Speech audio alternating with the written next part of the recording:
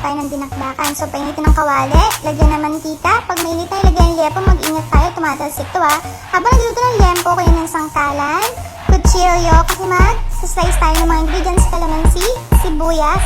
Yan. So, kailangan, pag nag-iwala ng sibuyas, kailangan pinong-pino siya para mas masarap later pag kinain. Yan, go, parang pagsisig. Yan, luto na yung liempo natin. So, kailangan ng liempo, minudukat natin para mas masarap. Nahiwa na rin ako ng kalamansi, ng sili, and then pinigyan ko na rin yung kalamansi para mamaya pag minixura ng buto. So, nag-add din ako ng pipino at bell pepper para mas masarap ang dinakdakan natin. Go, go, go!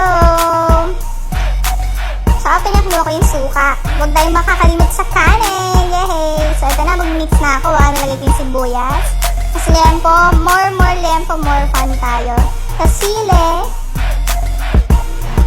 And then the pipino. Then calamansi. Suka. Ay, sorry, nakalimutan ko yung bell pepper. So, ang road to dinakdakan para mas masarap, kailangan natin siyang lamasin ng bongga.